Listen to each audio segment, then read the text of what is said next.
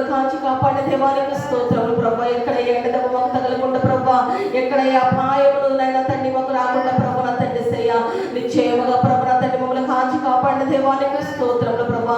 కృతజ్ఞతాస్తుతులతో ప్రభా ఈ రోజున సజీవులుగా ఉన్నది కేవలం నీ కృప మాత్రమే ప్రభా. మీ కృపగా మేము కృతజ్ఞతలు ప్రభా నా తండ్రి సయ్యా. ఏ అర్హత ఏ యోగ్యత లేని మమ్మల్ని ప్రభా ప్రేమించి ప్రభా నా తండ్రి సయ్యా. అయ్యా నా తండ్రి మాకు ఇచ్చిన ఆయుష్ను బట్టి ఆరోగ్యాన్ని బట్టి నీకు వందనాలు ప్రభా, నీకు స్తోత్రములు ప్రభా.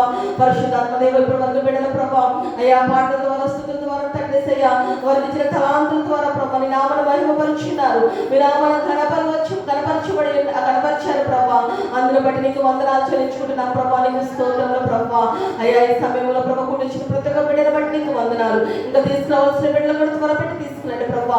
ఎవ్వరు కూడా ప్రభా నీ సన్నిధిలోకి వచ్చిన మేమందరం కూడా ప్రభా అనాలోచనగా ఉండకుండా ప్రభా ఈ సమయంలో దాసుని పక్షం నిలబడవచ్చునగా వాక్యమైన దేవా మాతో మాట్లాడండి ప్రభా.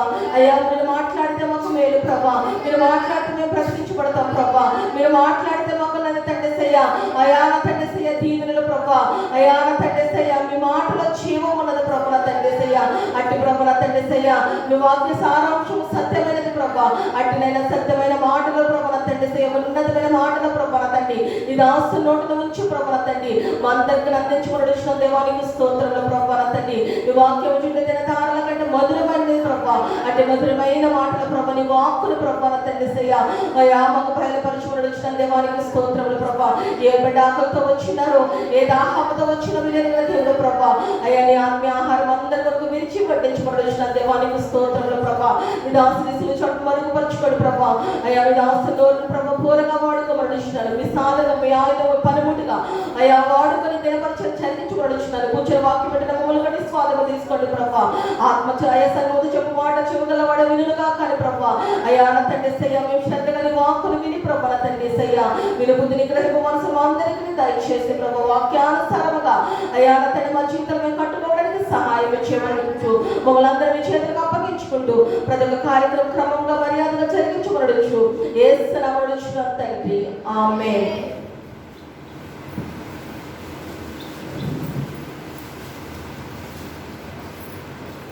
దేవుని ఘనమైన నామమునకు మహిమ కలుగును గాక. ఉదయకాలం వేళ దేవుని యొక్క సన్నిధానంలోనికి చేరువచ్చిన మీకందరికీ మరొక పర్యాయము మన ప్రభువును రక్షకుడైన యేసుక్రీస్తు వారి నామములో నాకు హృదయపూర్వకమైన వందనాలు తెలియజేస్తున్నాను. అందరూ పొందుతున్నారు, అందరూ బాగున్నారా? చాలా సంతోషం పిల్లరా. మరి దినం ఈ రీతిగా మరొకసారి దేవుని సన్నిధానంలో మనమందరం కూడి ఆయన నామ స్మరణ చేయడానికి ప్రభు ఇచ్చిన కృపను బట్టి మన ప్రభువును స్తుతిస్తూ 10 నిమిషాలు దేవుని మాటలను మనం ధ్యానం చేసుకొని మన కార్యక్రమాన్ని మనం ముగింపులోకి తీసుకొని వద్దాం. పరిశుద్ధ బైబిల్ గ్రంథంలో నుండి లేఖనాన్ని మనం ధ్యానం చేయడానికి మనం సిద్ధపడుతూ లేఖన భాగంలో నుండి ఒక వాక్యాన్ని మనం చదువుకుందాం. తిమోతికి రాసిన మొదటి పత్రిక అపోస్తలుడైన పౌలు గారు తిమోతికి రాసిన మొదటి పత్రిక 6వ అధ్యాయము 12వ వాక్యాన్ని మనము ధ్యాన వాక్యంగా చదువుకుందాం. విశ్వాస సంబంధమైన మంచి పోరాటము పోరాడము, నిత్య జీవమును చేపట్టుము, దానిని పొందుటకు నీవు పిలువబడి అనేకుల సాక్షుల ఎదుట మంచి ఒప్పుకోలు ఒప్పుకొంటివి. చాలండి, చిన్న ప్రార్థన చేద్దాం. ప్రభువా నీకు స్తోత్రాలు నాయనా, ఇంతవరకు మీ సన్నిధి మాకు తోడుగా ఉంచి మీ నామ మహిమార్థమై మీరు జరిగిస్తూ వచ్చిన ప్రతి కార్యాలను బట్టి కార్యక్రమాలను బట్టి నీకు స్తోత్రాలు. ఈ సమయంలో ప్రభా నీ పక్షమందు నిలవబడిన నన్ను మీ సిలువ చాటును మరుగుపరచండి నాయనా. మీ నోటి మాటగా నన్ను మీరు వాడుకునమని చదవబడిన ఈ వాక్యాన్ని మా కొరకు నాయన మీరు విరచి వడ్డించుమని ప్రార్థిస్తూ యేసు నామమునడిగి వేడుకొనుచున్నాము తండ్రి, ఆమేన్. ప్రభునందు ప్రియులారా, మనం చదివిన ఈ లేఖన భాగం అపోస్తలుడైన పౌలు గారు తిమోతికి రాసిన మొదటి పత్రిక 6వ అధ్యాయము 12వ వాక్యాన్ని మనం చదివాం. ఈ భాగంలో పిల్లరా మనం చదువుతున్నప్పుడు కనబడుతున్న మాట ఏమిటంటే విశ్వాస సంబంధమైన మంచి పోరాటము పోరాడుము అనే మాటను మనం చూస్తున్నాం. ఈ మాట పౌలు గారు ఎందుకు తిమోతి గారికి తెలియపరుస్తూ ఉన్నారు? ఎందుకు తిమోతి గారిని ఆ రీతిగా పౌలు గారు హెచ్చరిస్తూ ఉన్నారు అని మనం ఆలోచన చేసినప్పుడు దాని వెనకమాల ఒక చక్కని సదుద్దేశము దాగి ఉందండి. దానికి పైన ఉన్నటువంటి వచనాలను మనం చదువుతూ ఉన్నప్పుడు 11వ వాక్యములో దైవజనుడా నీవైతే వీటిని విసర్జించి నీతిని, భక్తిని, విశ్వాసమును, ప్రేమను, ఓర్పును, సాత్వికమును సంపాదించుకొనుటకు ప్రయాసపడు అని చెప్పంటూ ఈ యొక్క తిమోతి గారు పౌలు గారికి ఆత్మీయ కుమారుడు అండి. పౌలు గారిని ప్రేమ వెంబడిస్తున్నటువంటి వాడు. అటువంటి తన ఆత్మీయ కుమారుని ఎందుకు పౌలు గారు ఈ రీతిగా తాను హెచ్చరిస్తూ ఉన్నాడు అంటే దాని వెనకమాల ఉన్నటువంటి ఉద్దేశం ఏమిటంటే తన ఆత్మీయ కుమారుడు ఈ లోకములో ప్రయాసపడి తన ప్రయాసను ముగించకూడదు. తన యొక్క సదుద్దేశం ఏమిటంటే తన ఆత్మీయ కుమారుడు తనతో కూడా నిత్య జీవములకు వెళ్ళే వారిలో ఉండగలగాలి. దేవునికి స్తోత్రం కలుగునగాక. ఈరోజు పిల్లల ఈ మాటలు మనం ధ్యానిస్తున్నప్పుడు ఈ సందేశం యొక్క ముఖ్యాంశం ఏమిటంటే నిత్య జీవమునకు ఒక వ్యక్తి వారసుడు కావాలి అంటే, నిత్య జీవమునకు ఎవరు వెళ్ళగలుగుతారు అంటే మనకు దొరికే సమాధానాలు ఒక 2-3 సమాధానాలు మీకు జ్ఞాపకం చేయాలని ఆశపడుతూ ఉన్నారు. నిత్య జీవానికి ఎవరు వెళ్ళగలుగుతారు అంటే మందిరానికి వచ్చిన వారందరూ వెళ్ళిపోతారా? బాప్తిస్మాలు తీసుకున్న వారందరూ వెళ్ళిపోతారా? బల్లారాధనలో పాల్పొందే వారందరూ వెళ్ళిపోతారా? ప్రభువును నమ్ముకున్న వారందరూ వెళ్ళిపోతారా? దేనికి మీరు జవాబు చెప్పడం? అన్నిటికీ ఇట్లా అంటున్నారు. మరి ఇప్పుడు మీరు చెప్పండి జవాబు. ఎవరు వెళతారు నిత్య జీవానికి? మనకు తెలియాలండి. ఈ రోజున ప్రియుల ఒక క్రైస్తవులంగా ప్రభువుని ఎరిగిన వారముగా రక్షింపబడిన వారముగా దేవుని యొక్క వాక్యం ద్వారా ప్రియుల దేవుని తెలుసుకొని ఆ వాక్య ప్రకారంగా నడుచుకుంటున్న వారంగా మన జీవితాల్లో ఎవరు నిత్య జీవానికి వారు వారసులు అవుతారో, ఎవరు నిత్య రాజ్యానికి వారు వెళ్ళగలుగుతారో మనకు తెలియకపోతే మనం చేసే భక్తంతా బూడిదలో పోసిన పన్నీరుగానే మిగిలిపోతుందండి. మనకు తెలియాలి. త్వరగా ఒక 2 విషయాలు జ్ఞాపకం చేసే ప్రయత్నం చేస్తాం. ఇక్కడ మనం చదివిన మాటలో పౌలు గారు తిమోతి గారికి తెలియజేస్తూ ఆయన ఏమంటున్నాడు అంటే చూడండి, ఇప్పుడు 12వ వాక్యం మళ్ళా చదవండి అందరం కలిసి. విశ్వాస సంబంధమైన మంచి పోరాటమును నీవు పోరాడు, నిత్య జీవమును నీవేం చేయాలి? చేపట్టాలి. దేవునికి స్తోత్రం కలుగునగాక. ఇప్పుడు పౌలు గారు తిమోతికి చెబుతూ ఏమంటున్నారంటే ఇదిగో నాయనా, ఇదిగో నీవు నిత్య జీవమునకు నీవు చేరాలి అంటే, నిత్య రాజ్యములో నీవు ఉండాలి అంటే, నిత్య రాజ్యములో ఉండడానికి నీవు అర్హుడవు కావాలి అంటే నువ్వు ఏం చేయాలి అంటే విశ్వాస సంబంధమైన మంచి పోరాటమును నీవు పోరాడాలి. ఈ యొక్క పోరాటం శరీరంతో కాదు, ఈ పోరాటం నీవు ఈ లోక నాదులతో కాదు. నీవు చేస్తున్న ఈ పోరాటం ఆత్మ సంబంధమైన విశ్వాస సంబంధమైన జాబితాలో నువ్వు చేస్తున్నావు కనుక ఈ పోరాటమును నువ్వు జాగ్రత్తగా పోరాడాలి. అదే ఎఫెసీయులకు రాసిన పత్రికలో పౌలు గారు చెప్తారు, ఇదిగో మీరు పోరాడునది శరీరులతో కాదు గాని. చదవండి ఒకసారి. ఎఫెసీయులకు రాసిన పత్రిక 6వ అధ్యాయములో 12వ వాక్యం వరకు ఉంటారు.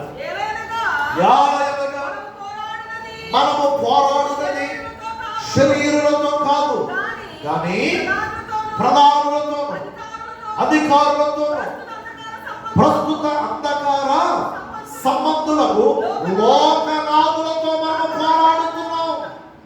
శరీరులతో కాదు ఈ పోరాటం. ఎవరి యొక్క సాగుతున్న ఈ ప్రయాణం శరీరులతో కాదండి. ఇక్కడ చదవబడిన ఈ మాటలో మనకు కనబడుతున్న మాట ఏమిటంటే తిమోతికి రాసిన పత్రికలో విశ్వాస సంబంధమైన పోరాటం ఇది. దేవునికి స్తోత్రం కలుగునగాక. ఇది ఏ పోరాటం చెప్పండి? విశ్వాస సంబంధమైన పోరాటం. మన ఈ యాత్ర విశ్వాసపు ఏ యాత్ర అండి? విశ్వాసపు యాత్ర, ఆత్మీయ యాత్ర. ఈ యాత్రలో మనం జాగ్రత్తగా ప్రయాణం చేయకపోతే, జాగ్రత్తగా యొక్క యాత్రలో మనం కొనసాగకపోతే చేరవలసిన గమ్యాన్ని చేరడం చాలా కష్టం. అందుకని యేసన్న గారు పాడుతూ ఒక పాట ఏమైనా పాడారంటే, ఆనందయాత్ర ఇది ఆత్మీయ యాత్ర, యేసుతో తోతన యెరూషలేము యాత్ర, మన యేసుతో తోతన యెరూషలేము యాత్ర, ఇది ఆనంద యాత్ర. హల్లెలూయా. ఏ యాత్ర అంటే ఇది? ఆనంద యాత్ర, ఆత్మీయ యాత్ర. అనగా పిల్లరా, ఈ యొక్క ఆత్మీయ యాత్రలో, ఈ విశ్వాసపు యాత్రలో, ఈ విశ్వాసపు పోరాటములో మనం జాగ్రత్తగా పోరాడాలి, జాగ్రత్తగా ప్రయాణించాలి. అప్పుడే మనం దేని కొరకైతే ఎదురు చూస్తున్నామో, దేని కొరకైతే ఆశిస్తున్నామో, ఏ రాజ్యము కొరకైతే మనం కనిపెడుతున్నామో, ఏ రాజ్యములో ఉండాలని మనం ఆశపడుతున్నామో, అక్కడ మనము ఉండేదానికి అర్హులముగా మనం తీర్చబడతాము. దేవునికి స్తోత్రం కలుగును. ఇప్పుడు మీకు అర్థం కావాలి కనుక విశ్వాస సంబంధమైన మంచి పోరాటము అంటే ఏంటి? విశ్వాస సంబంధమైన మంచి పోరాటము అంటే ఏంటి?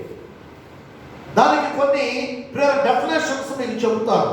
విశ్వాస సంబంధమైన మంచి పోరాటం అంటే అది ఎలా ఉంటుందంటే, దేవుడి యొక్క వాగ్దానముల పైన, దేవుడిచ్చిన మాట పైన ఏ విధమైనటువంటి అనుమానం కానీ సందేహము కానీ లేనటువంటిది. అర్థమవుతుందండి? విశ్వాసపు యాత్ర అంటే అర్థం ఏమిటంటే,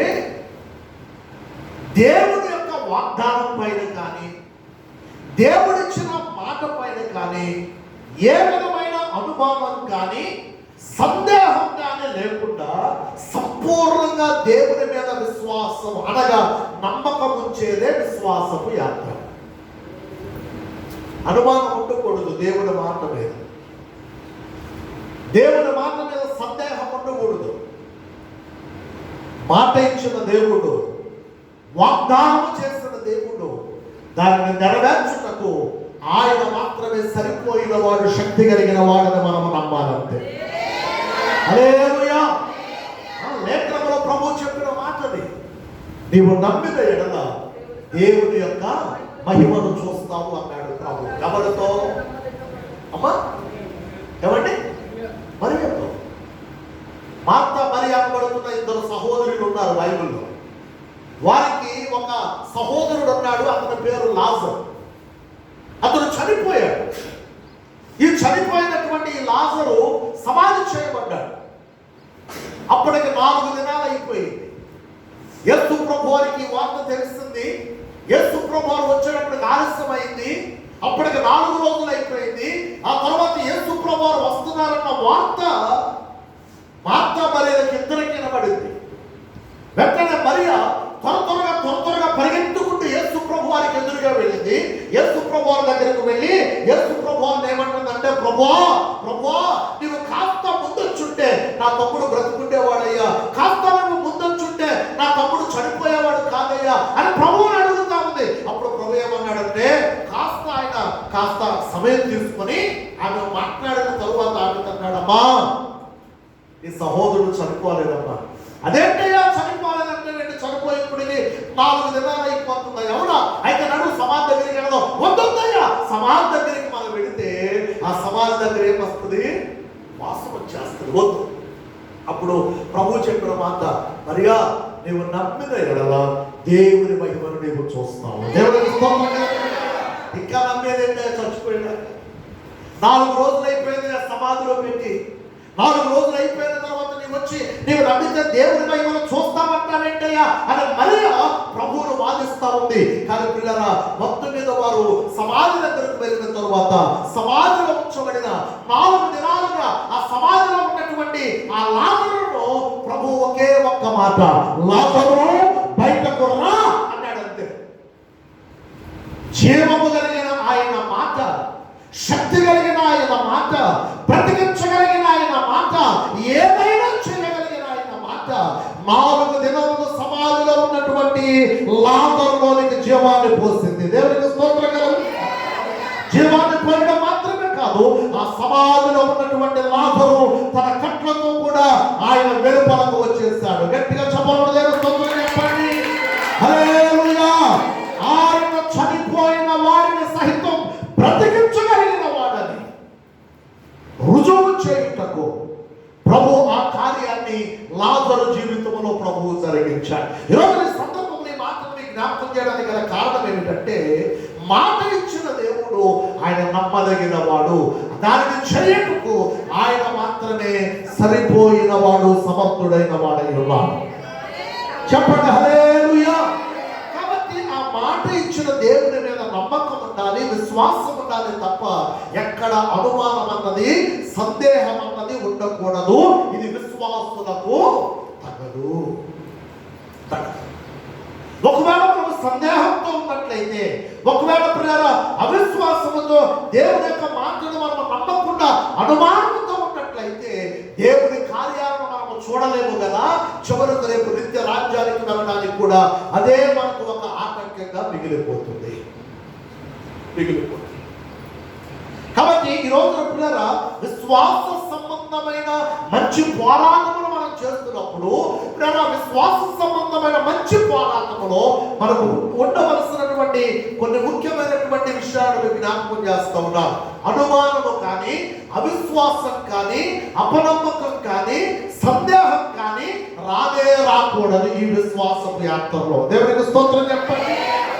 రెండవదిగా మనం కలిగి ఉండవలసిన ఒక మంచి విషయం ఏంటంటే, శోధనను మనము ఎదుర్కొనే వారమై ఉండాలి. దేనిని చెప్పండి అయ్యా, చెప్పండి దేనినండి?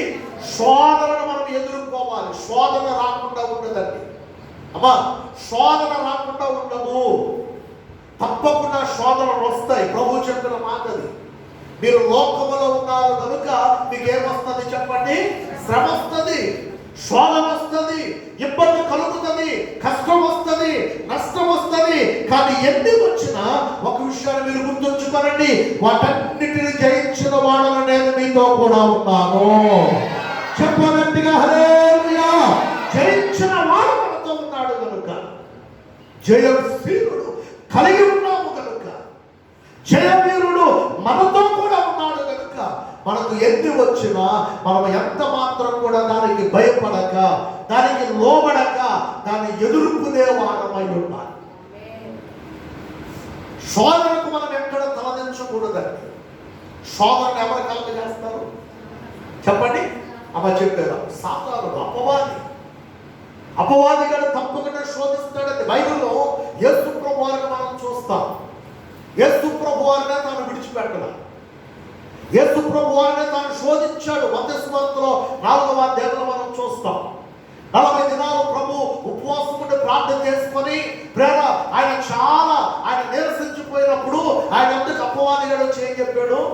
ఇదిగో నీవు చాలా ఆకలితో ఉన్నట్లున్నావు, నిజముగా నీవు దైవ కుమారుడివి అయితే ఇదిగో ఈ రాళ్ళు రొట్టెలగినట్లు ఆజ్ఞాపించు. ఈ రాళ్ళను నీవు రొట్టెలగినట్లు ఆజ్ఞాపించి వాటితో నీ యొక్క ఆకలిని నీవు తీర్చుకోవచ్చు కదా అన్నాడు. అప్పుడు ప్రభు ఏం చెప్పాడు?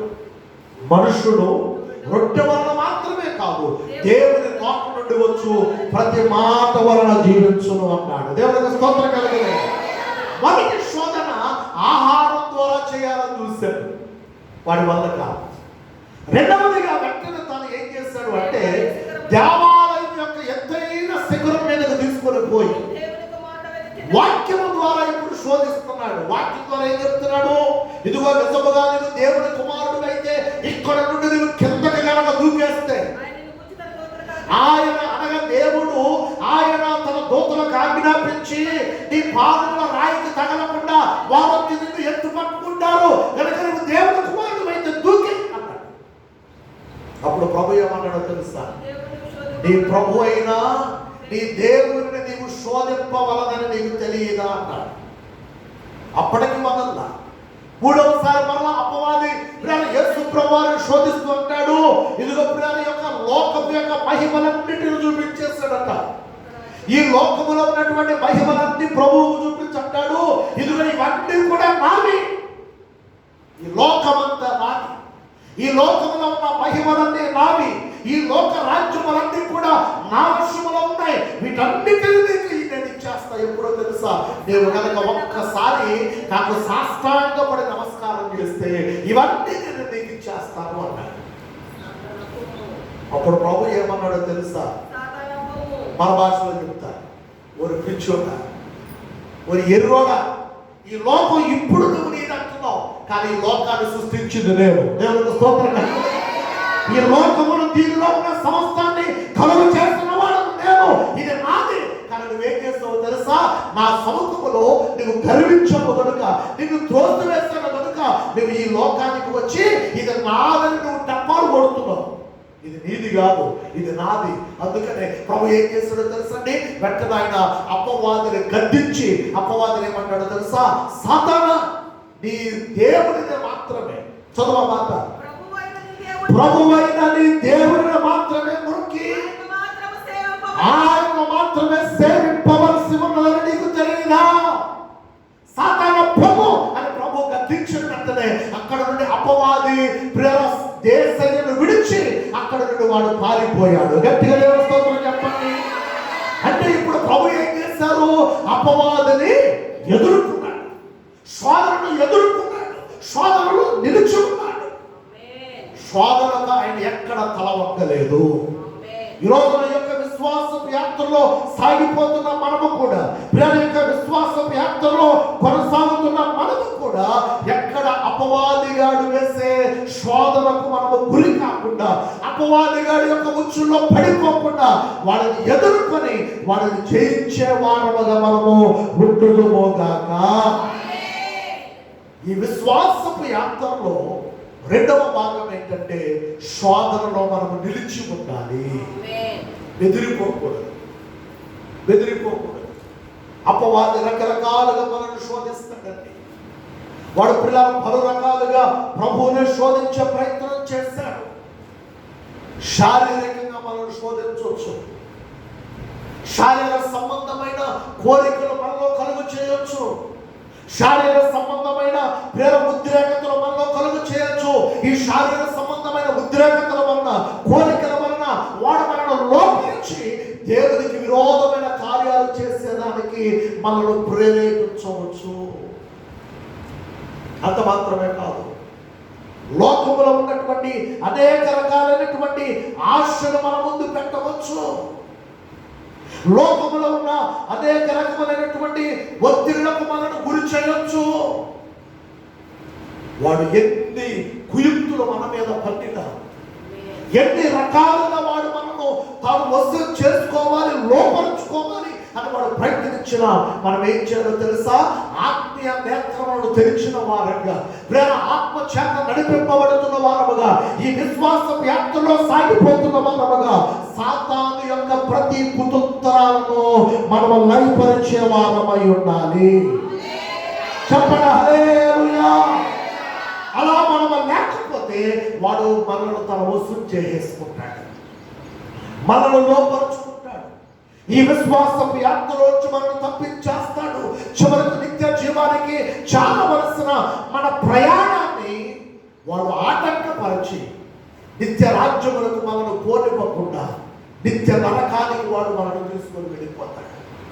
కనుక ప్రభువునందు ప్రియమైన దేవుని సంఘమా, విశ్వాస సంబంధమైన మంచి పోరాటములో భాగంగా రెండవదిగా మనం ఏం చేయాలి అంటే, శోధనలను గుర్తెరిగి ఆ శోధనలు మనము జయించిన వారమై ఉండాలి. మూడవ మాట నేను జ్ఞాపకం చేస్తాను. మూడవ మాట ఏమిటంటే, నీతిని మనము అనుసరించే వారమై ఉండాలి. దేనినండి అమ్మ చెప్పండి, దేనినండి? నీతిని మనం అనుసరించాలి.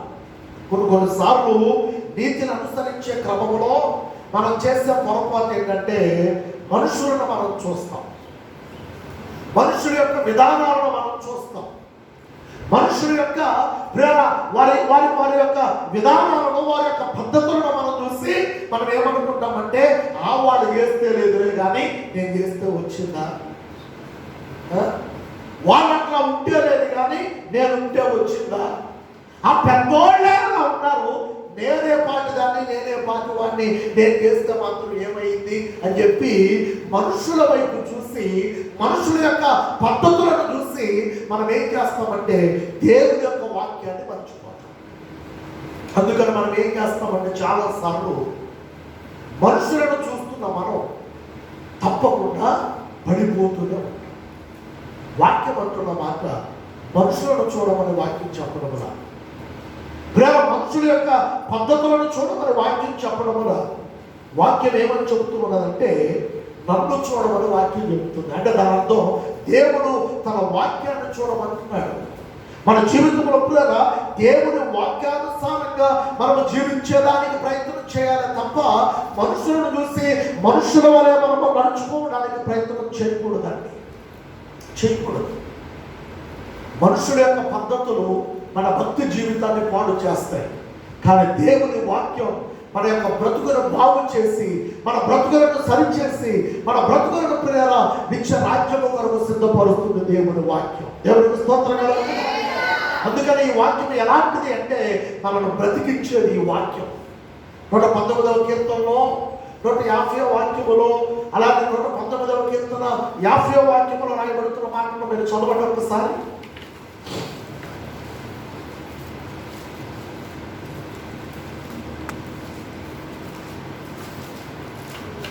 119:50. నీ వాక్యము నన్ను బ్రతికించి ఉన్నది, నా బాధలో ఇదే నాకు నెమ్మది కలిగించుచున్నది. దేవునికి స్తోత్రం కలుగును గాక. 150వ వాక్యాన్ని కూడా చదవండి ఒకసారి.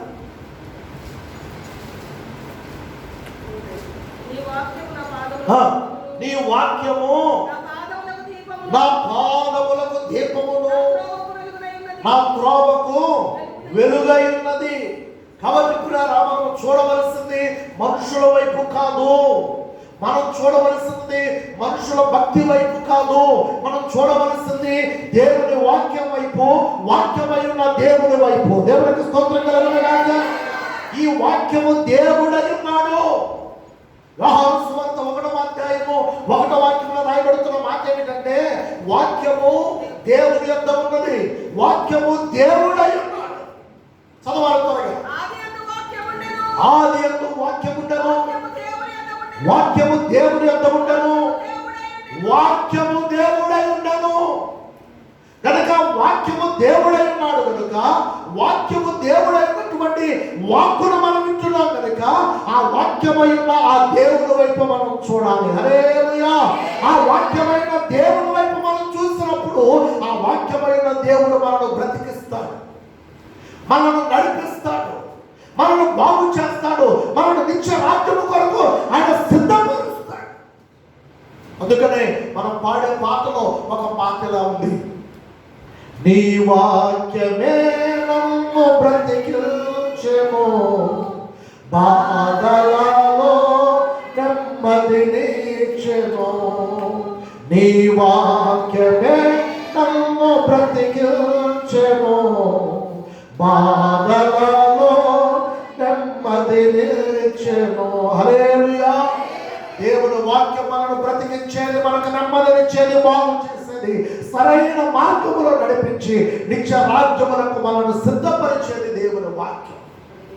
గనుక దేవుని యొక్క వాక్యం వైపు, వాక్యమైన దేవుని వైపు మనం చూసి ఎప్పటికప్పుడు మనము సరి చేసుకుంటూ పిల్లరా మన యొక్క విశ్వాసపు యాత్రలో నీతిగా మనము బ్రతికే ప్రయత్నం చేయాలి, బ్రతికే ప్రయత్నం చేయాలి.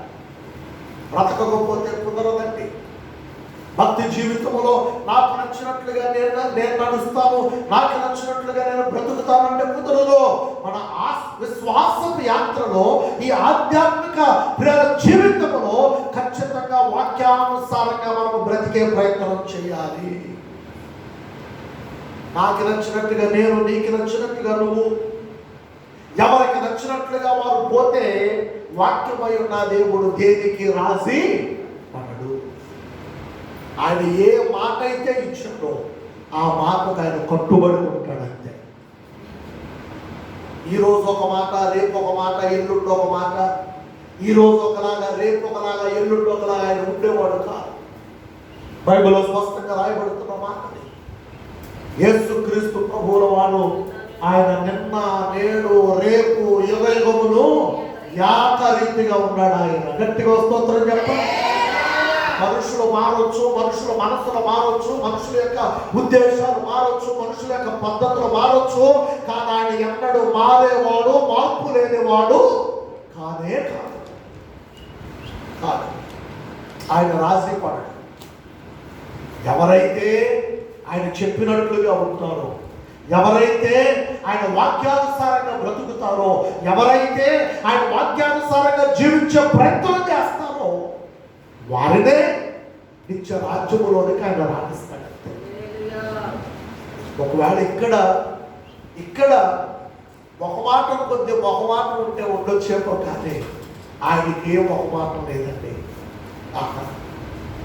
ఏ మొహమాటం లేదు, ఏ భేదం లేదు ఆయనకి. ఆయన ఖచ్చితంగా ఏదైతే చెప్పాడో అదే ఆయన చేస్తాడు. కాబట్టి మన వ్యక్తిగత జీవితాల్లో ఈ విశ్వాస యాత్రలో సాగుతున్న మనం గమ్యము చేరేటట్టు మనము ప్రయాణించి ఆ గమ్యం కొరకు మన ఈ యాత్రను మనము సాగించే వారమై ఉండాలంటే. హల్లెలూయా. అందరూ చెప్పండి హల్లెలూయా. మూడవ మాటగా మీకు జ్ఞాపకం చేస్తున్నాను, నీతిగా మనము బ్రతకవలసిన వారమై ఉన్నామండి. దాని నాలుగవదిగా విశ్వాస సంబంధమైన మంచి పోరాటములో మరొక భాగం ఏంటంటే నిత్య జీవాన్ని పట్టుకునే దాని కొరకు మనం ప్రయత్నం చేయాలి. దేన్ని పట్టుకోవాలి? చెప్పండి దేనండి? నిత్య జీవాన్ని పట్టుకోవాలి. ఆ ప్రయత్నం చేయకుండా నిత్య జీవం కొరకు ప్రేమ మనం ఏమాత్రం కూడా ఆలోచించకుండా కేవలం మనకు నచ్చినట్లుగా మనం చేసుకుంటే పోతే కుదరదండి. ఈ భక్తంతా దేనికి చేస్తున్నాం చెప్పండి? దేనికి చెప్పట్లా? అందరిలాగా తిరగడం మనకు చేత కాక అండి గారు, అందరిలాగా చేయడం మనకు చేత కాక చెప్పండి, అందరిలాగా ఉండడం మనకు చేత కాక అంటారా? మనం కనుక ఇది కాదనుకుంటే వాళ్ళకంటే ఎక్కువ ఎదురుగా, లేకపోతే వాళ్ళకంటే కనీసం కొంతైనా చేయగలం, వాళ్ళంత కాకపోయినా.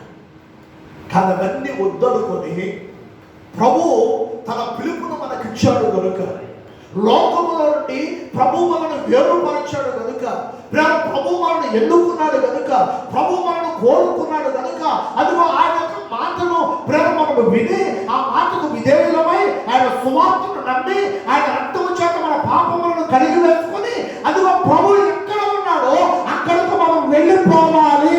ఆ నిత్య రాజ్యములో యుగయుగములో ఆయనతో కూడా ఉండాలి అన్న ఒకే ఒక్క ఆశతో ఈ భక్తిని మనం చేస్తున్నాం. భక్తికి ఒక ఆశ ఉంది, భక్తికి ఒక నియమం ఉంది, భక్తికి ఒక కోరిక ఉంది. అందుకనే భక్తిని చేస్తున్నాం. నీతో నేను నడువాలని, నీతో కలిసి ఉండాలని, చప్పట్లతో నీతో నేను నడువాలని,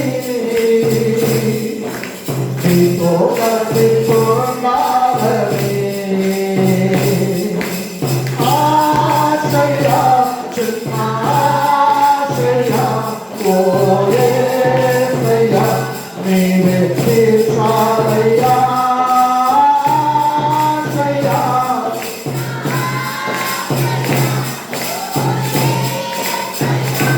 నీవే తీర్చాలయ్యా, నీతో నేను నడువాలని, నీతో కలిసి ఉండాలని.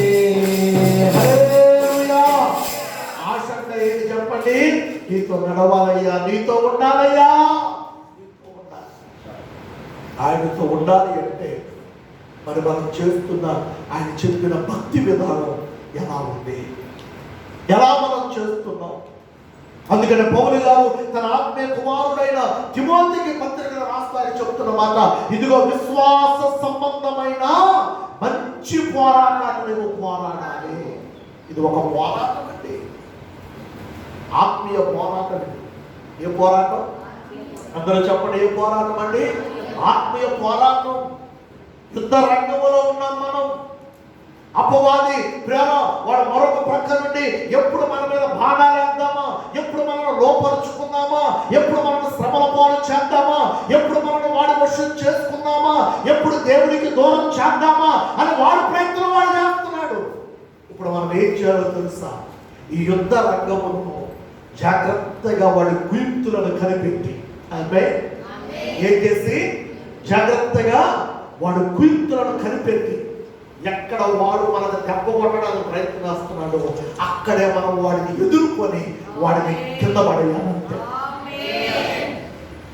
కోడి పందాలు వేసినప్పుడు వెంకటేశ్వర గారు 2 కోళ్ళు వదులుతారు. కోళ్ళు పొడుచుకునేటప్పుడు ఎట్ట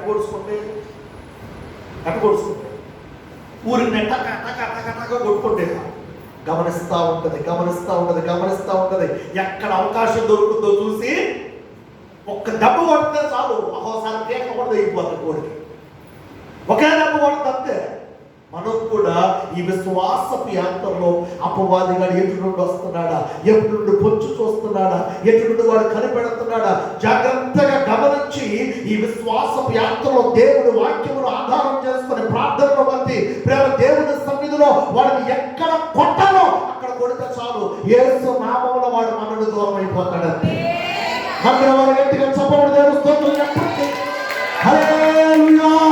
యుద్ధమో యెహోవాదే, యుద్ధమో యెహోవాదే, యుద్ధమో యెహోవాదే, యుద్ధమో యెహోవాదే.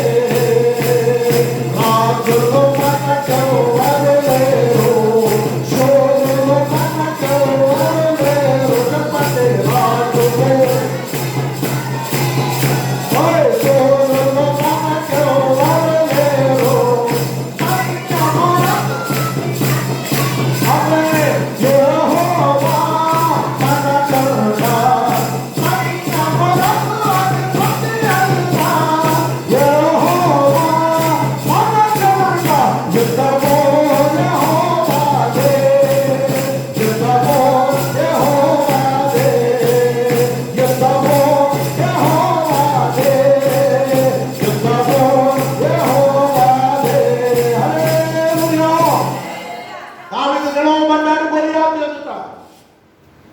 అపవాదిగాడిలాగా సాతానుగాడిలాగా గొల్యాతు విజృంభించిపోతున్నాడు.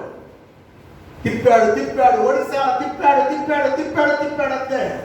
ఒకే ఒక్క దెబ్బ, 6 అడుగులు కాదు. ఎంత గొలియాతు ఎంత? 9 మూరల జానుడు. అజానుభావుడైన గొలియాతును ఒకే ఒక్క దెబ్బతో మట్టి కనిపించేసింది అంతే. ఈరోజున ప్రభుత్వ దేవుడు పెడతారా?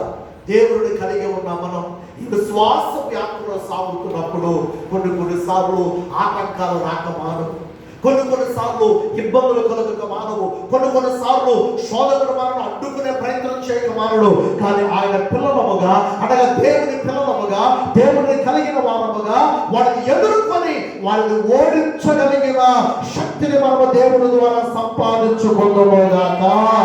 వాడితో పోరాడి వాడిని జయించడానికి ఆ పరిశుద్ధాత్మ దేవుడే మనకు సహాయం చేయునుగాక. ఈ విశ్వాస సంబంధమైన పోరాటములో విజయాన్ని మనము చూసేటట్లుగా ప్రభు మనకు తోడయుండి ముందుకు నడిపించునుగాక. ఇంటి మాటలు ప్రభు మనందరి వెనుకలో దీవించి ఆశీర్వదించునుగాక. ఆమె ప్రార్థన చేసుకుందాం. దయచేసి అందరూ తలలో వచ్చుదాం, కళ్ళు మూసుకుందాం, చిన్న ప్రార్థన చేద్దాం. ఇదిగో ప్రభు సన్నిధిలో పిల్లరా, ఒకే ఒక్క మాట, విశ్వాస సంబంధమైన మంచి పోరాటములో మనము పోరాడే వారముగా ఉండగలిగితే నిశ్చయముగా నిత్య జీవములకు మనము వెళ్ళగలుగుతాం. చూడగలుగుతామని, నిశ్చయముగా నిత్య జీవములో మనం అడుగు పెట్టగలుగుతామని, నిశ్చయముగా నిత్య రాజ్యమును మనం స్వతంత్రించుకోగలుగుతామని ఈ ఉదయకాలపు వేళ విన్న ఈ మాటను బట్టి ఒక్కసారి ఎవరికి వారమే అలాగే కన్నులు మూసుకొని, ప్రభువా ఇదిగో నిత్య జీవమునకు మేము వారసులము కావాలి అంటే, నిత్య జీవమును మేము అడుగు పెట్టాలి అంటే, అర్హులముగా మేము ఉండాలి అంటే మేము ఏం చేయాలో మాకు జ్ఞాపకం చేస్తారయ్యా. ఇదిగో ఇంటి విశ్వాస సంబంధమైన మంచి పోరాటమును మేము పోరాడడానికి మాకు సహాయం చేయండి అయ్యా. మాలో ఉన్న అనుమానమును తీసివేయండి అయ్యా, మాలో ఉన్న అపనమ్మకాన్ని తీసివేయండి అయ్యా, మాలో ఉన్న సందేహాన్ని తీసివేయండి అయ్యా.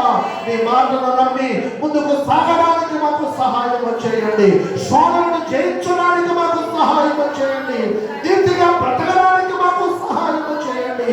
నిత్య జీవము కొరకు అయ్యా మేము నాయన ఎదురు చూస్తూ దాని కొరకు మేము ప్రయాసపడడానికి మాకు సహాయం చేయండి అయ్యా. అడుగుదాం ప్రభు సహాయం ప్రభా మాకు సహాయం చేయండి అయ్యా. ఈ పనిలోనైనా ఈ విశ్వాసపు యాత్రలోనైనా మేము ఎక్కడ వెనకబడిపోవడానికి వీలు లేదయ్యా. ఈ ఆత్మీయ యాత్రలో ప్రభా మేము ఎక్కడ వెనక జారిపోవడానికి వీలు లేదయ్యా. క్రీస్తునబడుతున్న బండ మీద మమ్మల్ని స్థిరపరచండి, క్రీస్తునబడుతున్న బండ మీద మమ్మల్ని నిలబెట్టండి నాయనా. హల్లెలూయా హల్లెలూయా హల్లెలూయా. అందరూ ప్రభు సహాయాన్ని కోరుతూ ప్రభా మాకు సహాయం చేయండి అయ్యా, ప్రభా మాకు సహాయం చేయండి అయ్యా. వాక్యానుసారంగా ఇక్కడ మేము బ్రతకడానికి, వాక్యానుసారంగా ఇక్కడ మేము జీవించడానికి మాకు సహాయం చేయండి అయ్యా, సహాయం చేయండి అయ్యా. మనుషుల వైపు మమ్మల్ని చూడనివ్వద్దయ్యా, మనుషుల పద్ధతుల వైపు మమ్మల్ని చూడనివ్వద్దయ్యా, మనుషుల యొక్క భక్తి వైపు మమ్మల్ని చూడనివ్వద్దయ్యా. నీ వాక్యము మమ్మల్ని బ్రతికించేది కనుక, నీ వాక్యమే మాకు వెలుగై మమ్మల్ని ముందుకు నడిపించేది కనుక, నీ వాక్యమే నిత్య జీవమునకు మమ్మల్ని తీసుకొని వచ్చేది కనుక, అంటే నీ వాక్యము వైపు అయ్యా, వాక్యమైన నీ వైపు మేము చూస్తూ ముందు అడుగులు వేయడానికి సహాయం చేయండి, సహాయం చేయండి నాయన, సహాయం చేయండి. మాకుగా మేము నడవలేకపోతున్నాం, మాకుగా మేము నాయన సాగలేకపోతున్నాం, మాకుగా మేము అడుగులు వేయలేకపోతున్నామయ్యా. దయచేసి మాకు సహాయం చేయండి, దయచేసి మాకు సహాయం చేయండి. మా చేతులు పట్టుకోండి. ఈ విశ్వాస యాత్రలో, ఈ ఆత్మీయ యాత్రలో, ఈ ఆత్మీయ పోరాటములో మీరు మాతో కూడా ఉండి మమ్మల్ని నడిపించండి, నడిపించండి అయ్యా అని ప్రభు సహాయాన్ని కోరుకుంటూ, అలానే ఆశ కలిగి ప్రభు సహాయం నాకు కావాలన్నటువంటి వారు అలానే మీ చేతులు ఆయన వైపు మీరు చాపగలిగితే మీ కొరకు చిన్న ప్రార్థన చేయాలని ఆశపడుతున్నాను. ప్రేమ బలవంతంగా కాదు, ఇష్టపూర్వకంగానే ప్రభు నాకు సహాయం చేయాలయ్యా. ఈ ఆత్మీయ యాత్రలో నేను సాగలేకపోతున్నానయ్యా, ఎన్నో ఆటంకాలను అడ్డుకుంటున్నాయ్యా. ఈ ఆత్మీయ యాత్రలో ముందు అడుగు వేయాలనుకుంటున్నాను కానీ వేయలేకపోతున్నానయ్యా. ప్రభు సహాయం నాకు కావాలి, ప్రభు నన్ను నడిపించాలి, ప్రభు నన్ను నిశ్చయముగా ముందుకు ఆయన తీసుకొని వెళ్ళాలి అని ఆశ కలిగిన వారు అలాగే మీ చేతులు ఆకాశం వైపు మీరు చాపగలిగితే చిన్న ప్రార్థన మీ కొరకు చేయాలని ఆశపడుతూ ఉన్నాను. హల్లెలూయా హల్లెలూయా హల్లెలూయా హల్లెలూయా. నీ చేతితో నన్ను పట్టుకో, నీ ఆత్మతో నన్ను నడుపు, నీ చేతితో నన్ను పట్టుకో, నీ ఆత్మతో నన్ను నడుపు. శిల్పి చేతిలో శిలను నేను అనుక్షణము నన్ను చెక్కుము. శిల్పి చేతిలో శిలను నేను అనుక్షణము నన్ను చెక్కుము. అంధకార లోయలో సంచరించిన భయము లేదు, అంధకార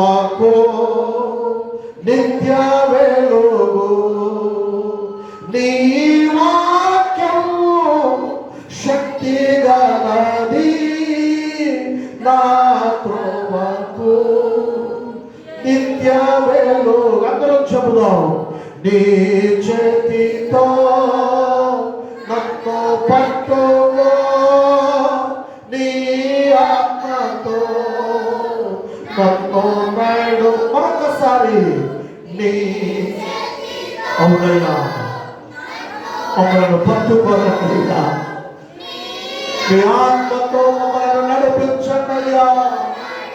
ఓ శిల్పి చేతిలో శిలను నేను అనుక్షణము నన్ను చెక్కుమౌనయ్యా. శిల్పి చేతిలో శిలను నేను అనుక్షణము నన్ను చెక్కుము, అనుక్షణము నన్ను చెక్కుము, అనుక్షణము నన్ను చెక్కుము.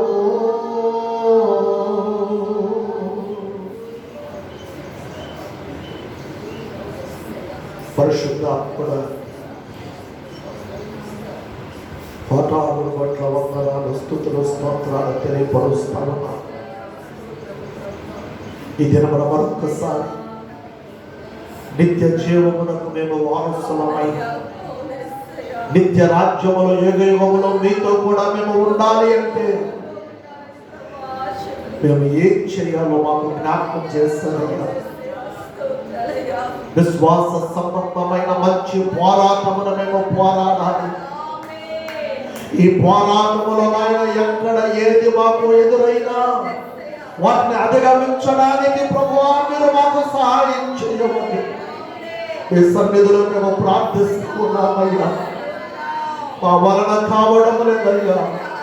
ఎన్నోసార్లు ప్రభువా మేము తప్పిపోతూ జారిపోతూ పడిపోతూ అయ్యా సాతాను గడి యొక్క ఉచ్చులో మేము పడిపోతున్నామయ్యా. నిశ్చయముగా యేసు నామములో వాటిని మేము అధిగమించగలుగుటకు పరిశుద్ధాత్ముడా మీ ఆత్మ శక్తిని మాకు అనుగ్రహించండి, మీ ఆత్మ బలమును మాకు అనుగ్రహించండి, మీ ఐదంతల అభిషేకము చేత మమ్మల్ని అభిషేకించండి. హల్లెలూయా. ప్రభువా మాకు ఎదురొడుతున్న ప్రతి సాతాను కుతంత్రములు యేసు నామములో లయమగునుగాక. యేసు నామములో వాడి కుతంత్రాలు తొలగిపోవునుగాక. వాడిని అధిగమించడానికి జయించడానికి పరిశుద్ధాత్ముడా మీరు మాకు సహాయం వచ్చారు. ఈ విశ్వాసపు యాత్రలో ప్రభువా మేము ఎక్కడ ఆగిపోక, మేము ఎక్కడ వెనుదిరిగి చూడక, మేము ఎక్కడ జారిపోక గమ్యములకు చేరువ వరకు యేసువైన నీ వైపు చూస్తూ ఈ విశ్వాసపు యాత్రను మేము తుదముట్టించడానికి సహాయం వచ్చాయి. పరిశుద్ధాత్ముడా నీకు స్తోత్రాలు. ఇదిరమున మా మధ్యన మీ ఆత్మ సంచారమును జరిగిస్తున్నందుకు స్తోత్రాలు. ఆత్మదేవ మీరు మాతో మాట్లాడిన మీ మాటల వలన మీకు స్తోత్రాలు. నీ వైపు చేతులు చాపి సహాయములు కోరుకుంటున్న మమ్మల్ని అందరినీ మీరు జ్ఞాపకం చేస్తారు. మమ్మల్ని అందరినీ మా చేతులు పట్టుకొని మమ్మల్ని ముందుకు నడిపించి నిత్య రాజ్యము కొరకు మమ్మల్ని ఆయత్తపరచుమని ప్రార్థిస్తూ మీకే మహిమ చెల్లిస్తూ యేసు నామమున అడిగి వేడుకొనుచున్నాము తండ్రి. ఆమేన్, ఆమేన్, ఆమేన్.